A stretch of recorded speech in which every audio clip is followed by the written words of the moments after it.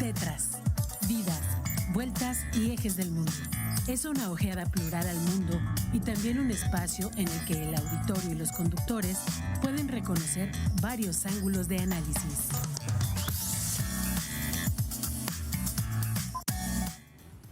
Hola, ¿qué tal? Muy buenos días. Están en su gustado programa de todos los miércoles a las 9 de la mañana, Tetras, vidas, vueltas y ejes del mundo.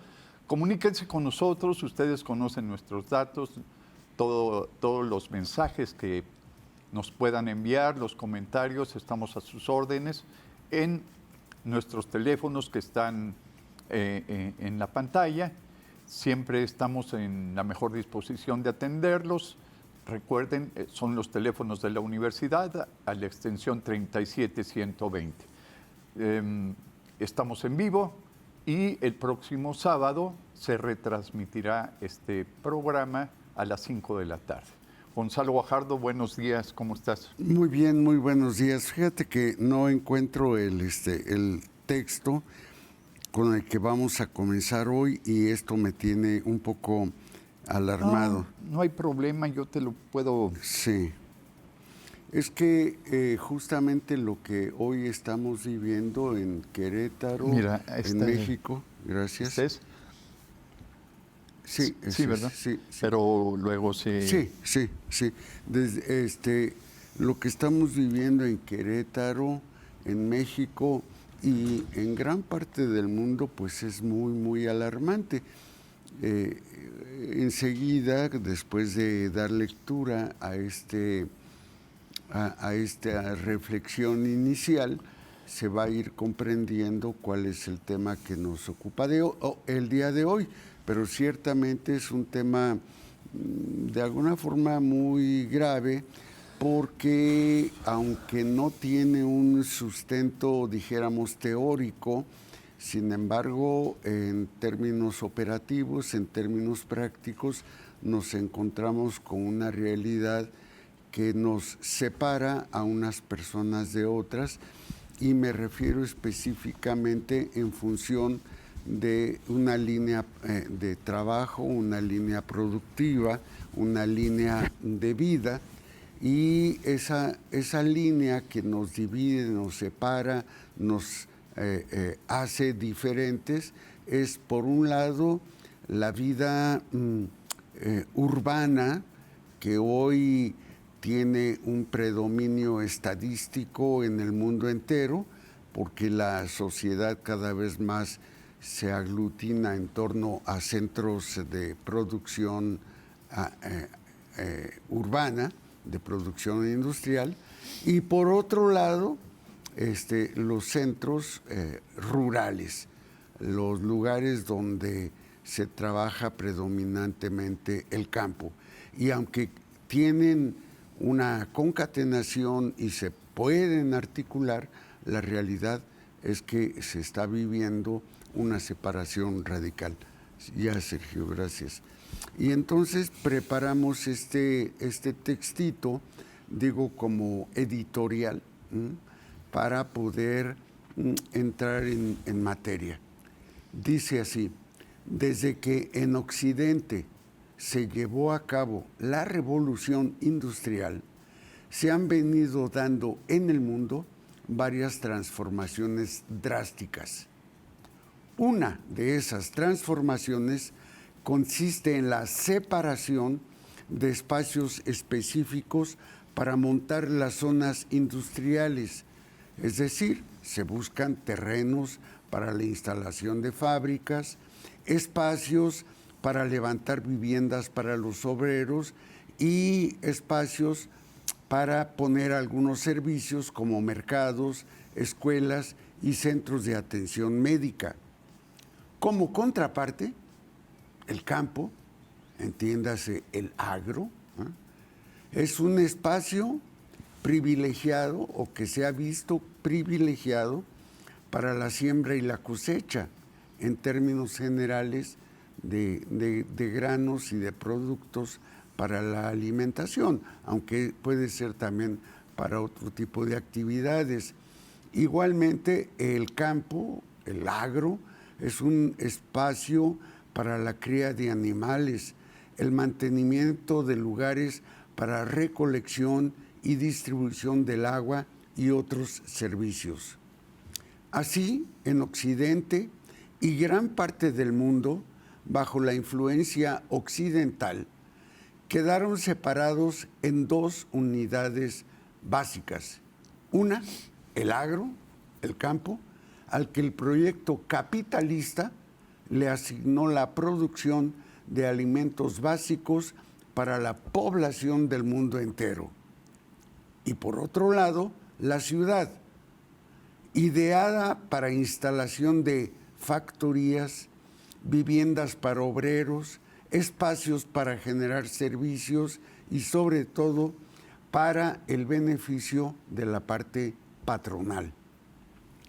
Los obreros son la imagen actualizada de los antiguos esclavos. Los patrones son los nuevos amos. Los esclavos, trabajadores del campo y también de la ciudad, hacen producir la tierra y fabrican útiles para el cuidado del ser humano. Pero como los nuevos amos tienen imbuida la perspectiva capitalista que comenzó a fraguarse hace 500 años aproximadamente, acapararon para beneficio exclusivo propio las herramientas y máquinas, pero no para tenerlas en lugar de los esclavos de antaño, sino para poder explotarlos más eficientemente. De este modo, la separación campo-ciudad ha ido aumentando, se ha ido incrementando, pero ahora se da una segunda arremetida, más grave. La industria va penetrando más y más consistentemente al campo para hacerlo producir con más intensidad y de forma que deje más beneficios a los dueños del capital y de las herramientas de producción. Que la industria haya penetrado al campo no habla mal de por sí, no habla mal de la industria. Solo permite identificar que el afán de enriquecimiento personal a vista de la explotación de la tierra, del campo, de los animales y sobre todo del ser humano es un proyecto del capitalismo. Me gusta, me gusta. Pues en estricto sentido es un comentario o este editorial es un repaso histórico. Tú hace rato decías que no había un soporte teórico al respecto de esta separación entre el campo y las zonas industriales. Bueno, el campo, las zonas rurales y la zona industrial o la urbana. Y yo considero que hay mucha información teórica en estos referentes socioeconómicos, en estos referentes propiamente sociológicos y en estos referentes que hablan de lo que son los procesos de planeación y desarrollo gubernamental. Hay muchos soportes y hay muchos estudios que siguen esta tesis positiva de saber para prever, prever para gobernar. Y todo lo que es la planeación y el desarrollo gubernamental de Occidente, principalmente, Gonzalo, es una planeación que sí efectivamente a partir de la revolución industrial comenzaron a separar la productividad que se podría realizar a través de medios de producción tecnificados. Eso significó la revolución industrial, producir más, incorporando la máquina de vapor o medios tecnificados y también controlados por el hombre. Pero Gonzalo, esto tuvo repercusiones de organización, no solo desde la productividad, sino repercusiones económicas, en donde aquellos que se aprovecharon no solo de la mano de obra, aquellos que se aprovecharon del conocimiento y de la generación de la máquina como un medio de producir y de ir sustituyendo paulatinamente o reduciendo paulatinamente la mano de obra, las repercusiones que tuvo no solamente fueron económicas, sino de tipo social.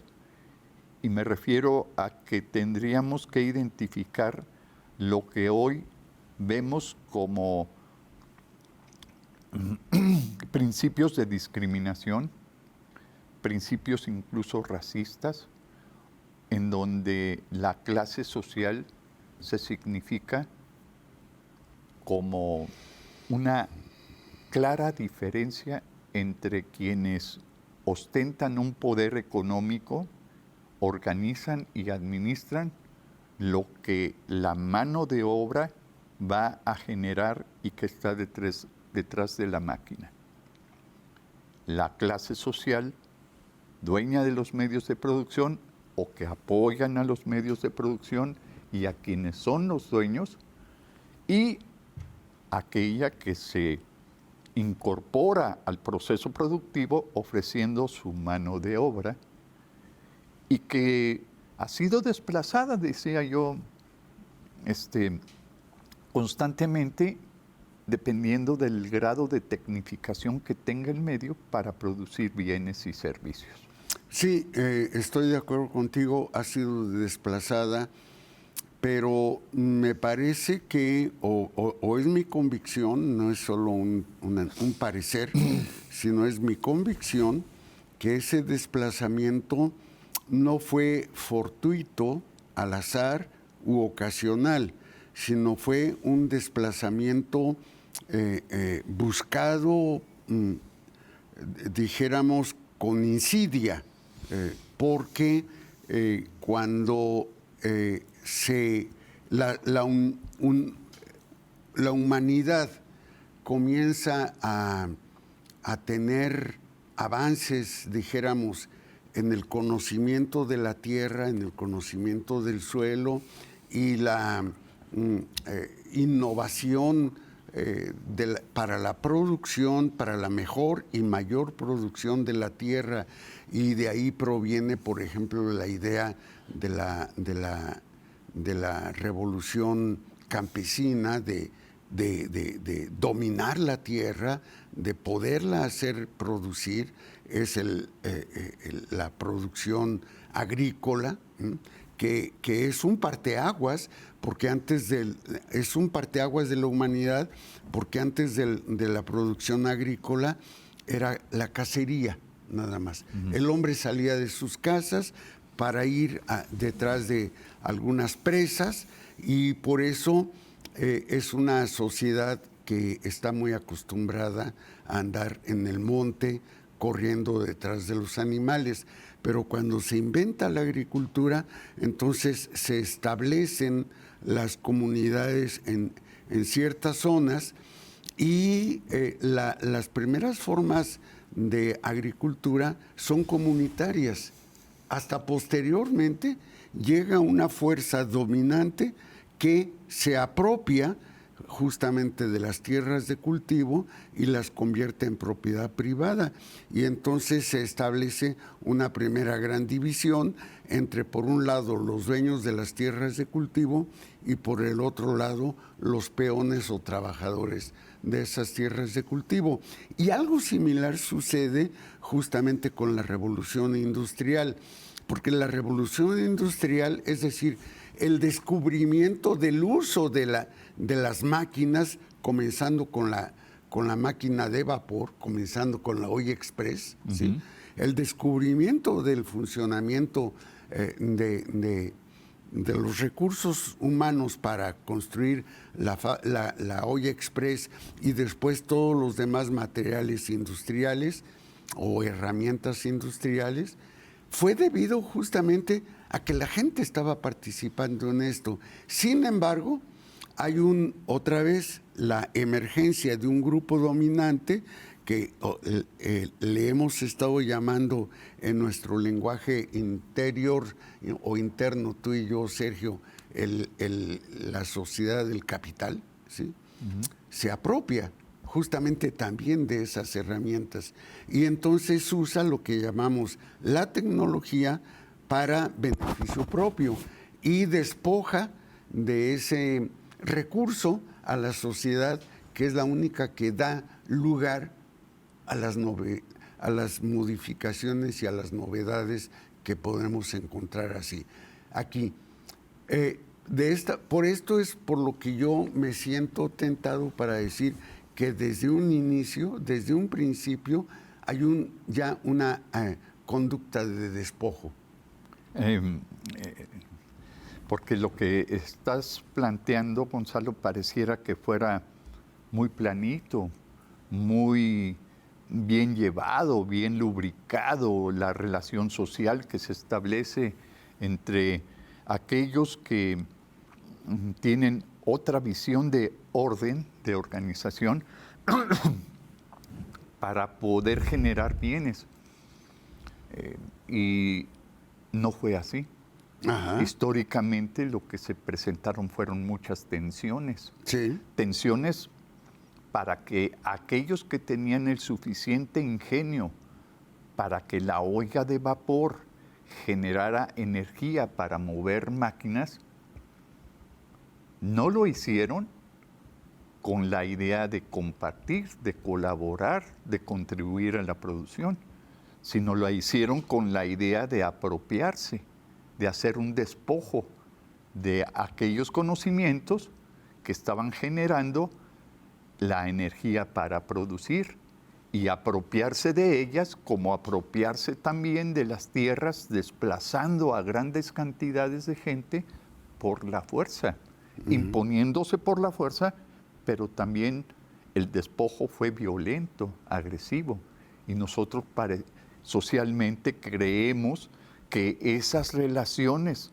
que fueron constituyendo a las repúblicas, que fueron constituyendo las relaciones sociales, que fueron generando economía, que fueron estableciendo formas de control jurídico, político, se realizaron de una manera pacífica, de una manera, digo yo, bien lubricada, con orden, con paz, con igualdad. Y con base en acuerdos. Y con base en acuerdos. Y lo cierto es que no. Así es. Que no, que el capitalismo se impuso por la fuerza, beneficiando a aquellos que se apropiaron no solo del conocimiento, no solo de la fuerza de trabajo, sino se apropiaron incluso de las formas de control del orden público. Y de los réditos que ofrecía el manejo de esta nueva maquinaria o de estas nuevas estructuras de organización de la producción. O sea, se apropiaron de los beneficios, se apropiaron de la plusvalía.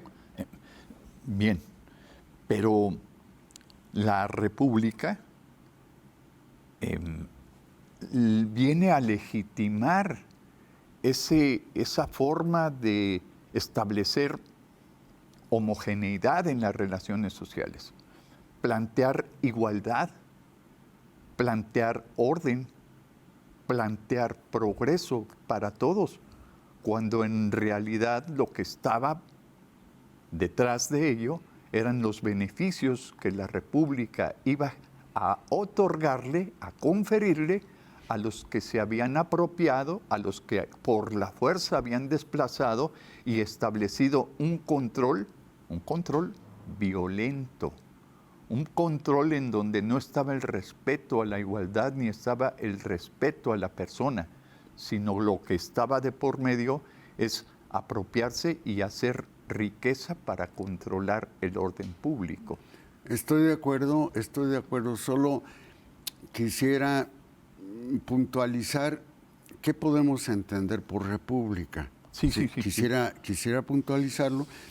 porque ya sabemos que la palabra república es una palabra muy usual en el español y particularmente en México es muy usual porque incluso forma parte de la nomenclatura de este país. Es la República Mexicana, sí. Es república, ¿sí? Y entonces, cuando pensamos en república, podemos pensar o asumir que tiene ciertas denotaciones y ciertos orígenes y ciertas consecuencias, o que la misma noción de república siempre ha sido la misma, y justamente por eso yo decía, habría que comenzar con pensar en la misma república, porque sabemos que la palabra república viene de la fusión de dos palabras en latín. Una es res y la otra pública. La res pública después se contrae y se unifica como una sola palabra y se convierte en república. Pero ¿qué quiere decir la res pública? Res es el sustantivo latino para decir la cosa, la cosa, ¿sí? La res es la cosa pública del pueblo. Eso quiere decir que la república originalmente era la cosa del pueblo, era la cosa del pueblo. Y la primera república romana es una res pública en este sentido. Es decir, lo que hoy leemos a través de los libros de historia y nos enteramos de la res pública o de la república romana era originalmente la cosa del pueblo. Pero justamente un grupo de vivales, yo así le llamaría por ahora, se fue percatando del enorme poder y riqueza que significaba tener a su servicio la res pública, y la confusión de llamarle por una sola nomenclatura república les permitió convertir la república, que era la cosa pública, la cosa de todos, en cosa de los dominadores nada más. Y en ese sentido, la república, los últimos conceptos que se usaron normalmente para denominar a la república, ya hablaba de la apropiación que sobre todo la gente urbana se había hecho de ese espacio, ¿no? De la república. Y después, pues todo lo demás que ha venido sucediendo. Pero más allá de cualquier reflexión histórico-lingüística, aquí lo que importa es ver cómo estamos viviendo esta situación y darnos cuenta de que efectivamente todos nosotros, todos, incluida la gente de más bajos recursos o de ocupaciones más infames, todos nosotros estamos haciendo algo en el espacio de la república y para beneficio o afectación negativa de la república. Eso es lo importante. A ver, otra vez. Todos los que vivimos en la república la usamos, pero nuestra forma de comportamiento, nuestra forma de relación puede ser en beneficio de esa cosa pública, de la república, o puede ser en perjuicio de ella. Cuando nos apropiamos de ciertos medios, de ciertos bienes o de ciertas leyes que organizan a la república, puede ser en contra de la propia república. En contra de la propia república. Sí, de la república entendida como propiedad de todos. Bien. Como propiedad de todos. Y entonces resulta que aquellos que se han apropiado de la república para beneficio propio desconocen o rechazan las posibilidades que tiene esta república de servir a todos. Y la balanza se inclina para un lado. Se va inclinando necesariamente. ¿Para qué lado? Para el lado de los más agresivos, de los más de los que empujan con más dramatismo, con más fuerza, en contra del beneficio público, pues sí, de los bienes. Pero ¿cuál es el argumento que dicen para apropiarse de esa manera tan agresiva, con tanta pasión, con tanta violencia? Pues hay muchos argumentos, pero uno de esos primeros es justamente el que comenzaron a apropiarse de los recursos que posibilitan a la República, que posibilitan a la sociedad articularse a sí misma. Y me refiero en primer lugar a las herramientas, a las herramientas y utensilios. Por ejemplo, en el campo, el trabajador tiene que arrendar la yunta. Sí, en el campo el trabajador tiene que arrendar las herramientas. Pero ¿no te parece que estás inclinando mucho la balanza hacia solamente lo material? No. Yo te preguntaba cuál es el argumento que hay detrás de aquellos que han inclinado la balanza a su favor y que son los menos en contra de la República, la cosa pública, la cosa de todos, que son los más. Y estos utilizan el argumento de que esa apropiación, de que ese despojo, de que ese conocimiento concentrado, de que esa manera de producir y de apropiarse de lo que estos... De los bienes de todos. De los bienes de todos, es en beneficio de todos. Ese es el principal argumento. Lo hacemos por su bien y los despojan. Lo hacemos en el nombre del progreso y los despojan. Lo hacemos en el nombre de la justicia, de la libertad, y los subyugan y los someten.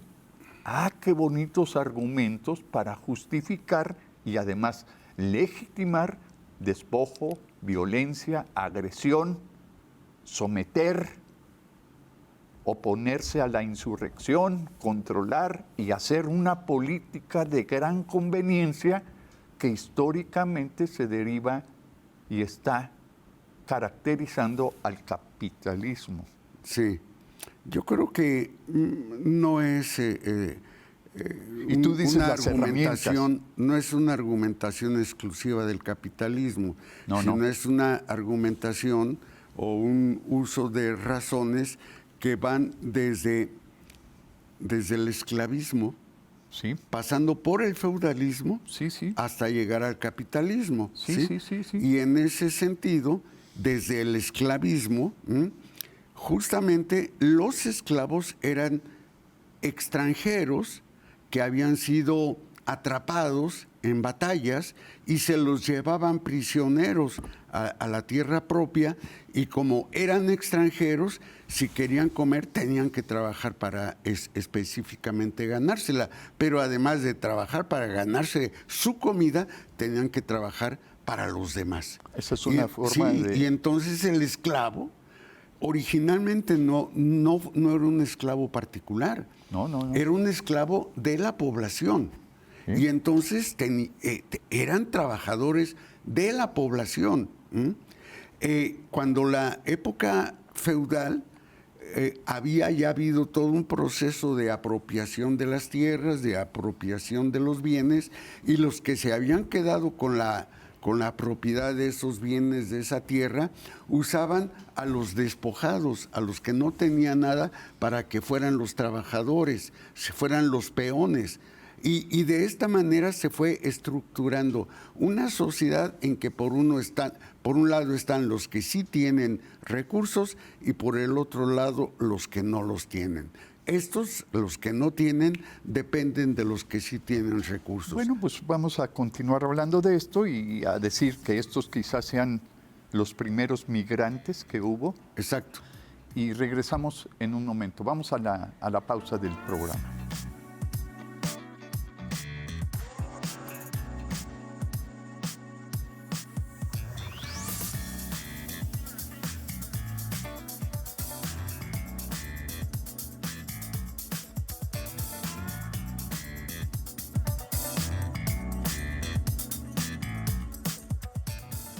Muy bien, regresamos. Entonces, Gonzalo, todo esto que hemos estado argumentando, comentando, es lo que hay detrás de esta separación entre la zona industrial y la zona del campo. Todo esto es, o sea, lo que tenemos que retrotraer históricamente y que son explicaciones de cómo los procesos históricos han ido organizando lo que hoy está bien consolidado, bien legitimado y aparentemente estable, es homogéneo y que parece que todos los beneficios del desarrollo industrial, del desarrollo del capital, son beneficio para la cosa pública, para todos. Sí. Solo que yo quisiera hacer algunas precisiones y no me parece que sea opuesto o contradictorio o que de alguna forma choque la vida o la zona industrial con la zona rural. No. O sea, zona rural se opone a zona urbana. Producción industrial se opone a producción agrícola, sí. Entonces, en ese sentido, hay que cuidar de no atribuirle a la producción industrial las características de la zona urbana, ni atribuirle a la producción agrícola las características de la zona agrícola y rural, ¿sí? En ese sentido, quería yo hacer una modificación, porque resulta que se van configurando como dos centros de trabajo, dos centros de vivienda, dos centros de operación del ser humano. Uno es justamente la urbe, la ciudad, porque precisamente por requerimientos económicos, mucha gente sale de su zona rupestre, campirana, y se va a donde hay más oferta de trabajo. ¿Sí? Más oferta de trabajo.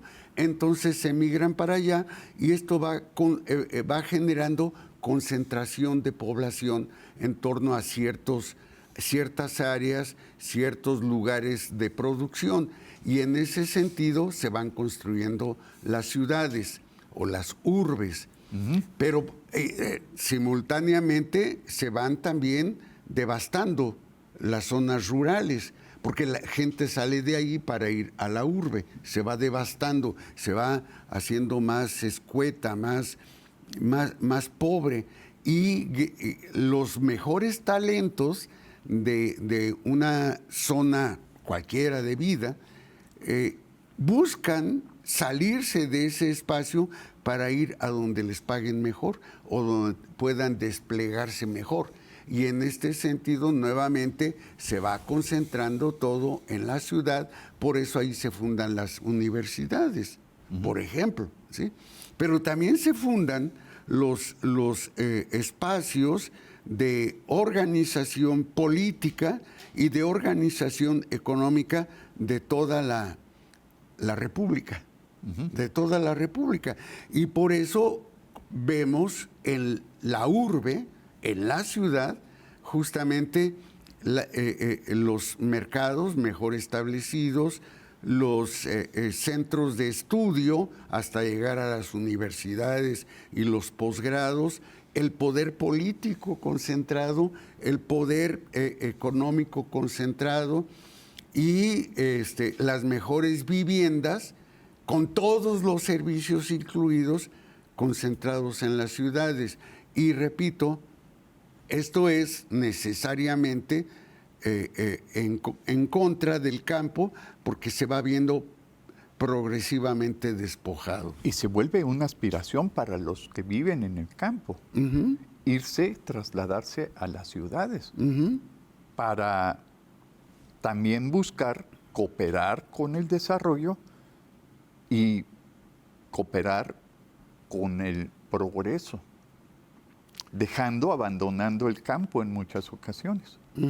Y además, el valor que tiene el campo ahora para los que vivimos en la ciudad, también uno voltea a ver lo que hay en el campo, porque pareciera que el bullicio de la ciudad, la dinámica de la ciudad, estresa o lo hace muy agitado la manera de vivir, porque hay que estar constantemente... Y riesgoso. Y riesgoso. Sí. Y entonces el campo se vuelve atractivo para una zona de descanso, pero no para una zona de producción.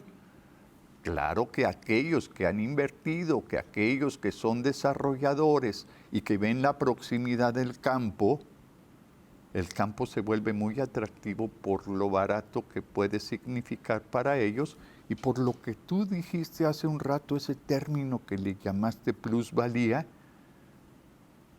cambiar la plusvalía, cambiar el uso del suelo, cambiar las condiciones en las que se viven en el campo o crear, hacer del campo características de la ciudad en cuestiones de economía. El descanso cuesta. El vivir y disfrutar del campo, de la naturaleza, cuesta. Y va a costar tanto como ha costado el desarrollo de la ciudad. Sí, y en ese sentido también habría que hacer algunas consideraciones específicas para entender esta dinámica, porque parecería que por lo que vamos diciendo, la ciudad o la urbe se convierte en un polo de atracción que conglomera a muchísima gente, mientras que el campo es un semillero donde crecen los talentos de los cuales son despojados los campos precisamente para beneficio de la economía que se desarrolla en las ciudades. Y es cierto, pero no es absolutamente cierto, porque resulta que justamente desde hace varios años, y yo diría al menos desde hace 30 años, al menos, lo que se viene procurando, por ejemplo, en Europa, es hacer ciudades pequeñas, que no admitan un sobrecupo y por lo tanto no crezcan gigantescamente las ciudades, sino sean pequeños lugares de residencia y de producción, pero que la gente no quede atrapada en un solo horizonte de vida, sino pueda estar en un lugar viviendo y trabajando, pero pueda ir a otros lugares que quedan a cierta distancia, y entonces la población de esos pequeños lugares sí se conoce entre sí y puede interactuar y puede definir cómo se ha de vivir allí, mientras que cuando tú vives en una sociedad, pongamos por caso, la ciudad de Querétaro, no tiene, que es una ciudad chica, es una ciudad chica con 1.200.000 habitantes, nada más, nada más. Pero ya a esas alturas ya no puedes tú participar, ya no puedes tú definir cómo quieres la vida aquí. Y entonces te tienes que atener a parámetros preestablecidos y que se te imponen. Mientras que una ciudad pequeña, como por ejemplo Brujas, me refiero a Brujas en Bélgica, tiene 300.000 habitantes. Claro. No es el 1.200.000 que tiene la ciudad de Querétaro, ¿no? Y entonces todavía hay posibilidades de interacción allí. No, hombre, qué buen ejemplo me das. O sea, Querétaro, aunque sea una ciudad pequeña todavía...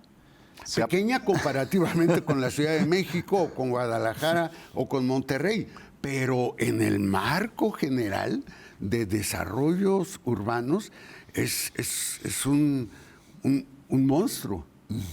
Y administrativamente también tiene los beneficios para la ciudad y se convierte en un ejemplo de calidad de vida. Sí, un ejemplo de calidad de vida si tú te mueves por ejemplo, en el campanario, ¿no? Sí. Si ese es tu escenario fundamental, digo el campanario por decir un nombre, pero podría decir el Club Campestre o podría decir otras zonas de la ciudad de Querétaro donde eventualmente podrías tú vivir y moverte. Pero no es lo mismo vivir allí que vivir, por ejemplo, en Carrillo Puerto, o vivir en Santa Rosa Jáuregui, o vivir en estas zonas que están habitadas por miles y miles y miles de personas que ni siquiera se conocen entre sí, que no tienen oportunidad de hacer otra cosa y se convierten en ciudades dormitorio. Van a su casa a dormir, descansan y salen temprano para irse a su lugar de trabajo. Y allá se pasan todo el día trabajando y de noche regresan a su casa a dormir. Por eso son ciudades dormitorio. Pero son ciudades que están relativamente cerca de zonas de producción, de zonas industriales, justamente para tener el control de los trabajadores que tienen su ciudad dormitorio a un lado de la ciudad de producción. Toda la concentración que se da en la ciudad, la concentración de la política, de la administración, la concentración de la economía, la concentración del orden social, la concentración incluso de la tecnología y de la educación. De la educación y del conocimiento para organizar socialmente a la cosa pública, marca claras diferencias entre la ciudad y el campo, pero también marca hacia dónde se tiene que dirigir el desarrollo y se convierte en aquellos que administran, en aquellos que gobiernan, se convierte en un instrumento de desarrollo, pero también de apropiación de los bienes de la cosa pública. Y de control. De control de gran parte de la sociedad. De gran parte, ¿no? O sea, mi amigo Sergio Becerril, pues no es un potentado y vive más bien ateniéndose a los dictámenes políticos de la región donde vive y entonces se tiene que subordinar necesariamente. Pero por decir algo, y no es para atentar específicamente contra alguien, pero la familia del ingeniero Sánchez, esa domina la zona y entonces no sigue los dictámenes, sino los dicta. O sea, la familia Sánchez es la que dice, aquí se vive así y si no te parece te puedes ir. ¿Sí? Y entonces dicta cómo se debe vivir allí. Y al dictar cómo se debe vivir allí, entonces justamente convierte la zona en exclusiva de aquellos que siguen dictando cómo se vive allí y de rechazo de aquellos que son meramente allegados y que están subordinados. ¿Y qué características tienen esos de la familia Sánchez para poder dictar las condiciones de vida y sus normas para vivir en determinados lugares? El capital, la propiedad, la posesión de bienes. Eso es. Me preguntaste qué características tiene. No son más inteligentes, no son más versados, no tienen más experiencia, no son más viejos, no necesariamente. Lo que sí tienen es más capital y por lo tanto un poder económico para dictar sus normas. Y tú puedes encontrar, por decir algo, voy a inventar historias en estos momentos. En San Francisquito puedes encontrar a gente vieja, de mucha experiencia, que se ha dedicado a estudiar la sociedad y que podría darnos grandes orientaciones acerca de cómo articular la economía y que sin embargo, justamente porque es un habitante así nomás, es un mero habitante de San Francisquito, no tiene la capacidad de dictar órdenes ante el Ejecutivo estatal, o ante el Legislativo estatal, o ante el Ejecutivo municipal, o ante el Legislativo municipal. No pueden. Oye, entonces también estos de la ciudad, estos que dictan, estos que toman las decisiones sobre la República, sobre la población de la República, y esta dinámica de la población de la República les está dando ideas para que lo que ellos piensan y la manera en cómo se han apropiado históricamente de las prácticas sociales de la República, sigan alimentándose de eso que en su propia dinámica la República ha generado. Arte, turismo, deportes, tecnología, o sea... Programas educativos. Programas culturales. Oye, eso está muy bien, ¿no? Sí, se puede vivir bien de ese tipo de... Muy bien, pero dijiste algo que me parece muy importante también recuperar. Se han apropiado de la tecnología. Sí. Y eso se me hace dramático, muy doloroso, porque el conocimiento lo produce la sociedad en todas sus actividades, va produciendo conocimientos, ¿no? Sí.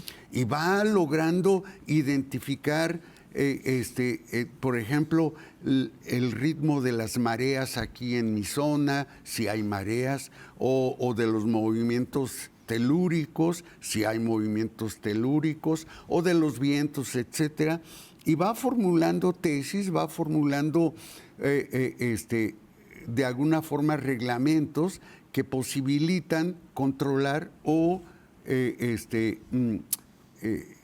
resistir la agresión de la marea, la agresión del terremoto, la agresión de los vientos, etcétera.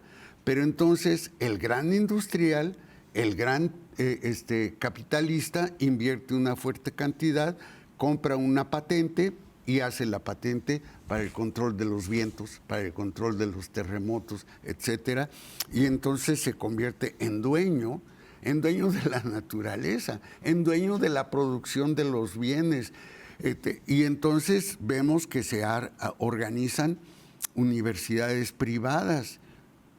¿Que el conocimiento es privado? El conocimiento no es público, no es propio de la universidad pública o del centro de conocimientos, del centro de educación pública, no, se forman los centros de educación privada para este sector social, que estén bien enterados de cómo funciona todo, pero se llevan el conocimiento para ellos, no se divulga, no se difunde en todo el país. Y esto ocurre no solo en términos de la producción y el uso del conocimiento, sino también de la producción y el uso de alimentos, de la producción y el uso de complejos industriales, la producción y el uso de turismo, la producción y el uso de un montón de cosas que configuran la vida humana, entre otros la cultura. Está bien eso, es buen negocio. Muy buen negocio, obviamente. Por eso nos encontramos en una sociedad que, por un lado, repito, están los poseedores y por el otro lado los desposeídos. Y los desposeídos vienen a jugar hoy, siglo XXI, un papel similar al que en el siglo III o IV antes de nuestra era tenían los esclavos. Sí. Oye, podríamos ver en lo que está sucediendo en Los Ángeles y lo que está sucediendo con las decisiones de Donald Trump, podríamos ver una manera de imponer el despojo, el desplazamiento, el sometimiento a la población, a esa población que produce, a esa población que genera. Los Ángeles es una muestra en estos momentos justamente de acciones de despojo, ¿sí? Y despojo específicamente contra el número mayoritario de habitantes que son latinos en Los Ángeles, ¿no? Que han ido allá a trabajar y han puesto sus juicios al beneficio de la población, al beneficio de la vida pública, y de repente se ven desplazados por aquellos que quieren apropiarse y no dejan que la vida pública sea tan pública, ¿no? Sí, sin duda lo es, pero esto sucede igual cuando se van, por ejemplo, a Sudáfrica, y en Sudáfrica se hace lo mismo. Se despoja a la población de Sudáfrica de sus bienes, de su mundo, de su sociedad, de sus vidas, y se las somete a reglas de producción. Por eso es tan importante entonces el control del Poder Judicial, ¿verdad? Desde luego, sí. Sí, pues bueno, cierra, ¿no? Vamos a cerrar este planteamiento, este bonito diálogo que hemos tenido, y espero que no haya sido muy académico, que la población y que nuestra audiencia pues se dé cuenta de qué hay detrás de las decisiones que se toman a manera de política. Sí, y me encantaría que tuviéramos un diálogo siguiente, no el próximo necesariamente, pero un diálogo siguiente sobre el mismo tema para ver más los entresijos de toda esta relación de dominio en nuestra sociedad. De control sobre todo. Sí, sí. Y de lo que surge como ideología o como conciencia y formas de participación. Bueno, pues hasta aquí llegamos, les agradecemos su atención, nos vemos dentro de 15 días, pero les recordamos que dentro de 8 días los compañeros Ángel y Rocío estarán con ustedes en otro número de Tetras. Gracias. Que estén bien. Esto fue Tetras, vidas, vueltas y ejes del mundo. Programa que se asoma a la vida humana en sus diferentes expresiones, queretana, nacional o mundial. Una producción de TV UAC y XHUAQ Radio Universidad. Gracias por acompañarnos.